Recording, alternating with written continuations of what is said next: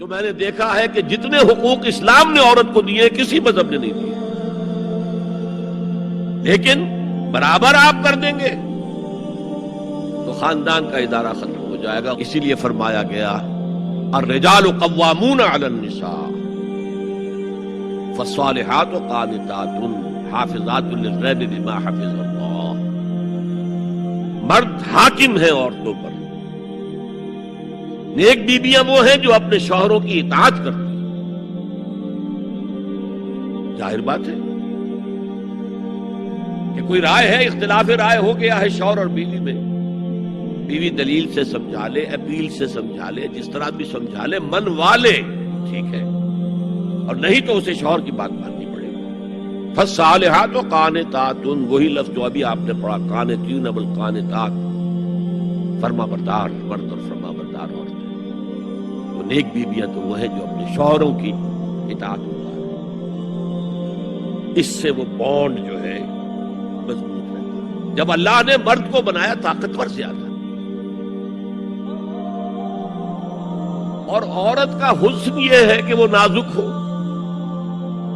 وہ کبھی کوئی حمیدہ پہلوان ہوتی تھی بھارت میں ایک،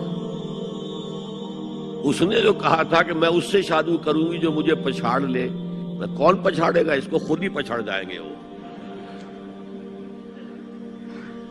تو عورت کا حسن تو نزاکت میں ہے،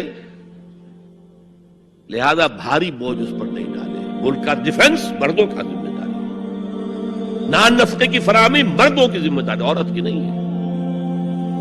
عورت کا کام ہے گھر میں رہے، شوہر کے لیے اچھا ماحول پیدا کرے۔ اب اگر دن بھر 8 گھنٹے عورت بھی کام کر کے آئی ہے، کسی باس نے بھی جھڑک دیا ہوگا، کچھ اور ہوگا، تھکی تھکائی اور طبیعت تکدر لے کر آئی ہے، مرد کا بھی یہی حشر ہے، گھر میں جائیں گے تو کیا ہوگا، لڑیں گے۔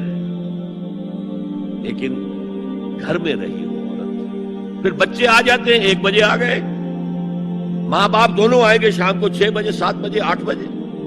بڑے بڑے شہروں میں تو وہاں پر 2 گھنٹے تو لگتے ہیں گھر پہنچنے میں۔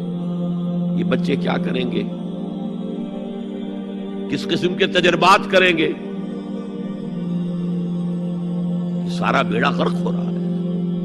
عورت کے ذمہ نہیں ہے کام کرنا، کہتے ہیں مجبوری ہے۔ آپ اپنے سٹینڈرڈ آف لیونگ کو بڑھاتے جائیے بڑھاتے جائیے بڑھاتے جائیے، دونوں کی سر توڑ محنت کے باوجود آپ کا جو ہے تقاضا پورا نہیں ہوگا، اور اسی کو سکیڑ لیجئے۔ کمانا شوہر کا